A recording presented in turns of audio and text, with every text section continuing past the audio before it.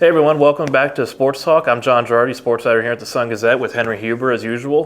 We got a lot to get into today, as you can see by my little notes here. We're going to jump right into the District 4 Track and Field Championships, which start here on Thursday and conclude Saturday with everything.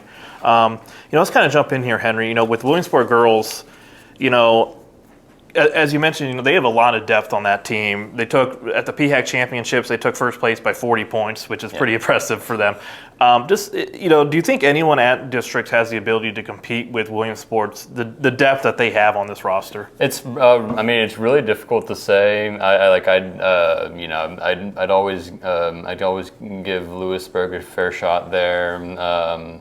But it'll definitely depend on where, they're going to have to really bring it. Everyone's going to have to bring their best. Because Williamsport, it's like they can pretty much place in every event based off of seeding. Absolutely. They have somebody in every event in the top 8 district wise, and it's just they're something. It's incredible. I was gonna say, if you put all the track events and field events on a dartboard and threw a dart, there's probably a good chance you can say, yep, they have so and so in this to medal. Exactly. In the hurdle events, 100 and 300 hurdles, you have Anya Grissom. Last year she didn't. She's looking for her first title since her sophomore year. But she, last year she got the states. She had a heck of a day at states. She got there, she misplaced her cleats. Yes. And then she finds a pair of replacement cleats. Then she goes in the starting blocks, realizes her track jersey's on backwards. Runs the event, still takes 8th place, still medals. But it was just one of those things where just anything that could go wrong that day for her did, but she still medaled. You have to think she's more than motivated, not only to get back in one of those hurdles, but both, and kind of redeem herself and get higher on the podium. Yeah, she's been saying since I'd say like mid-April, mid to late April, I'm ready for postseason. I don't think we've seen the best she has to offer this year. She always brings it, sets her best times at districts and states. I want to say she hit her first sub 15 last year in the district finals, and then proceeded to drop almost 4 seconds in prelims for states, which is. I'm very interested to see what she brings these next few weekends. Yeah, she's just a heck of a hurdler for them, and it's great. The competition at districts and the PHACs and stuff like that. Those are the events where she, like she said last year at states, she's so. They motivate and fuel her and drive her so much having that competition against her. Yeah, and we're only going to see elevated competition from here. Maybe PHACs and districts is kind of the same, but I'm interested to see what she does against that competition at states. Then you got the Sanders sisters, Isabel and Madeline. Madeline in the 3200, Isabel in the 1600. And she just took Isabel at the PHACs. Broke the school record, which stood for 36 years. I was 1 year old when when they said it. So, and I'm 30. I'm up there. But just talk about how much her breaking that record. Do you feel like that was a huge confidence boost for her right before districts? Oh, absolutely. Absolutely, because not only was it the record. The record happened to fall at the exact same time as the state qualifying. So if she can just replicate that performance at districts, she'll be at Shippensburg come next weekend or the following weekend. Yeah. I think the 1600 and 32 and AAA are going to be fun. They're going to be 2 really fun races to watch. Like we have here in your notes, in the 1600, she's seeded number 2 and number 4 in the 16 and the 1800 respectively. So that's a lot of confidence, and obviously you got to still go out there, you still got to run and win it. But she has to have a lot of confidence when Saturday rolls around. Yeah, no, absolutely. I mean, both of them in general. I mean, they've managed to revitalize that distance room in 1 year. I mean, like they've got that down for years to come. I mean, which is. I mean, it's like, the sky's the limit. I'm really interested to see how they're able to progress over the coming weeks and then next season. And let's talk a little bit here about the jump teams. I mean, you got Isabel Morrow, Najaya Smith, and Natalia Mills, all really great jumpers in the triple and long jumps. What have you seen from them here in the last few meets that you've covered? What's kind of stood out to you about those guys? They're Najaya and Isabel in particular are they're really peaking right at the right time. I mean, both of them recently set PRs. I'm trying to think. I think they both set PRs at PHAX, if I'm correct. That sounds right. And I mean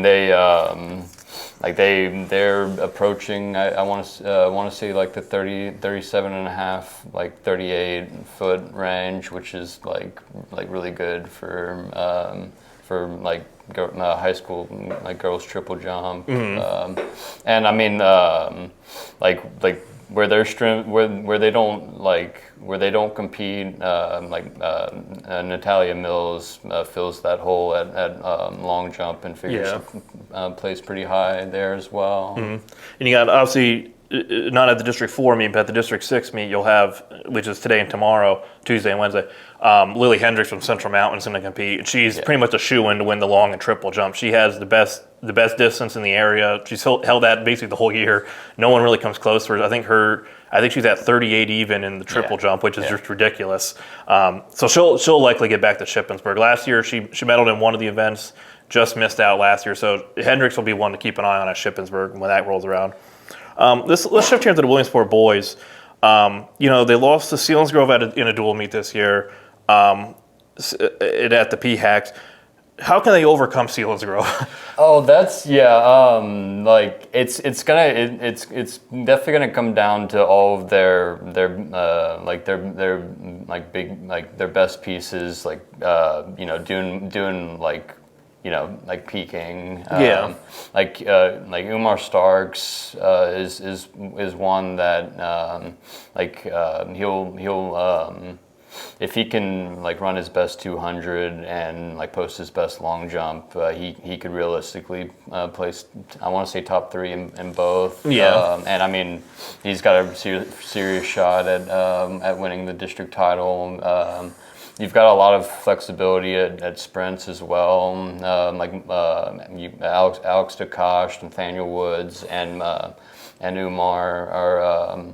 There's not a lot of room for error there, but they realistically could score a lot of points there. And then if Connor Hofstrom can make some noise at distance, that's their weak point. That would be really big for them as well.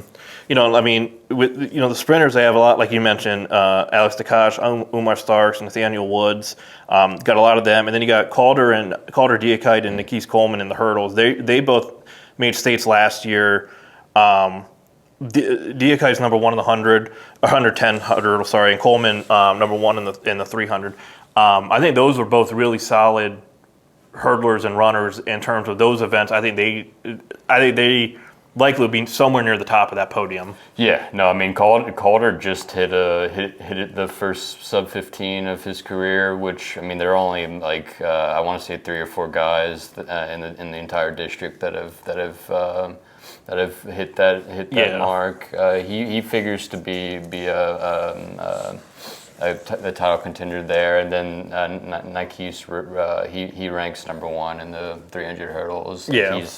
He's on the edge of breaking that sub 40, which no one in the district has done that. So that'll be an interesting one to keep an eye on for sure. Exactly. And then in the jumps here, you got Umar Starks in the long jump number 1, and then Milton's Charles Wright number 2. Those two throughout the year have kind of been vying in our area, track and field area best for that number one spot in that event. That's going to be an event that'll be fun to watch as those two kind of go at it. Absolutely, and I mean Charles got the better of him at PHEX last week, but I know Omar has a lot of confidence. I could see him bouncing back, and I mean he's pushing for that 24, which no one in Williamsport history has done.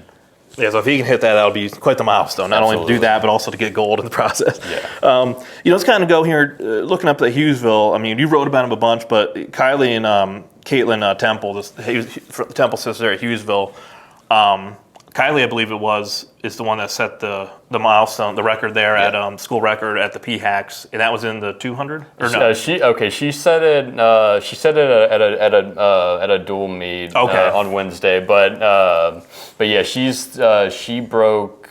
She hit it with a 25.86. That's right. I think that was from 07. That mark was. Yes, yeah. And there have not been many Hughesville girls that have hit that 25 threshold. So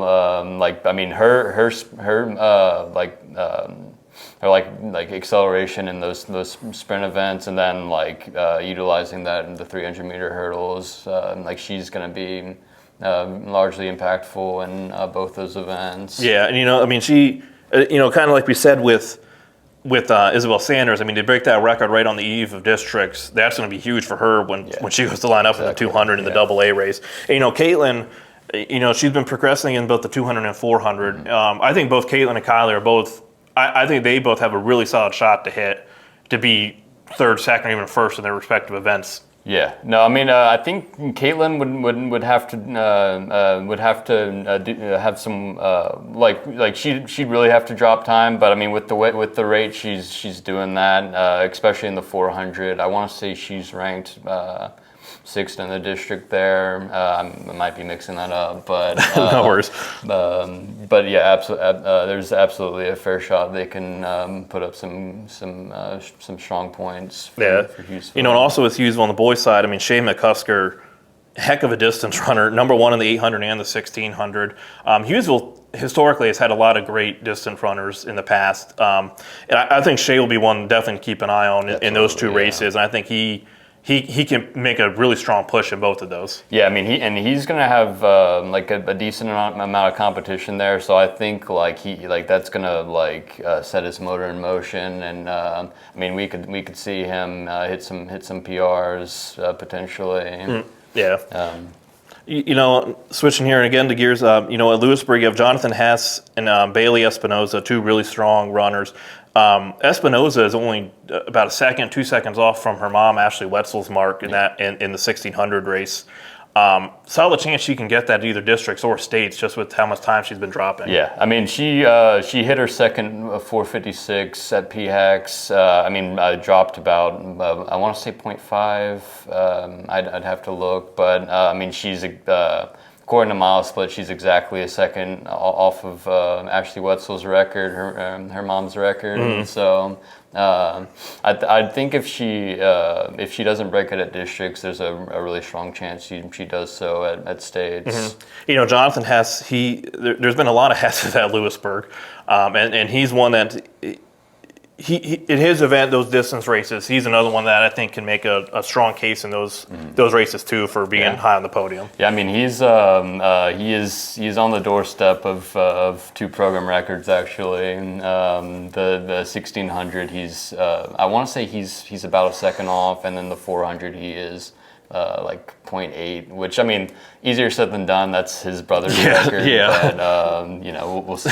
Yeah, a lot of marks to keep an eye on with record fall. In Montoursville's discus throws, Anna Baylor number 2, Nate Fisher number 1. Baylor, really, I think she's one of the top in our area best in terms of the discus on the girls' side. She's really gotten from the start of the season to now. She's just progressed a lot and hitting some great marks. Yeah, I mean both of them are peaking at the right time. I want to say both. I'm blanking on if Anna hit a PR, but I know Nate did. And I mean Nate cleared cleared 50 feet for the first time in his career. So peaking at the right time. Exactly. Yep. Jersey Shore has some solid throwers too. Nina Stepp, Allison Bilbay, Olivia Spots, and then on the boys' side you got Zach Kendall. Yeah. So in AAA, Shore should be making. I think they can make a push for a medalist in one of those. In one or possibly both. So I don't. I think javelin is a bit too out of reach. Lewisburg's Tika Sunday is kind of in a league of her own. But shot put and discus, they are. They've got two top three. They've got two top three ranked in discus, and then top two in shot put. Yeah. For Warrior Run, I mean, in AA will be interesting because in pole vault you got Aurora Sizlikowski, which is try saying that name 3 times fast, and Kendall Sims from Matorla. Those two, I think, are going to make. I think that'll be a fun competition to watch in the pole vault. Aurora coming off winning gold last year at districts, and she did medal at states last year. Kendall Sims, I think she can make I think that'll be a fun event there, the AA pole vault. Yeah, I want to say both of them PR'd at PHAC, so again peaking at the right time. Exactly. It's another Aurora somewhat stands in a league of her own, but I'm still interested to see what Kendall can pull out there. Mm-hmm. And then, talk a little bit briefly here about Loyal Sox Anthony Lewis and Jeremiah Johnson. What do they kind of bring to their events in AA? And do you think they have a shot to do something? The thing with Anthony is, his 100 is, I want to say it's the best junior time in the district. Like, he's got a few guys ahead of him that are seniors, but it's all like strong starts, acceleration, and all of that. I'm interested to see what he does as well. Mm-hmm. And last but not least, in the javelin in AAA, you got Milton's Mackenzie Lopez. She reached states last year alongside Mel Reiner, her former teammate. First time Milton ever had 2 javelin competitors both go to states. She's again one of the top area best throws for the javelin. So I think she's kind of the thrower to beat in that event, and I think she has a very solid chance to get back to the states this year. Yeah, very similar situation to Tika Sunday in Class 3 in 3A. She's got like a good 12 a good double-digit lead in javelin. Throws about a 136, I think. Yeah, so that's pretty good. Yeah. All right, so that'll wrap it up. We kind of did a rapid fire there, hitting as much as we could, but there's a lot to get into. Saturday, Henry and I will both be over at District Track, so give us a follow on Twitter. I'm at John Girardi. He's at HenryHuber_. We'll have as much coverage as we possibly can tweet for you on Saturday.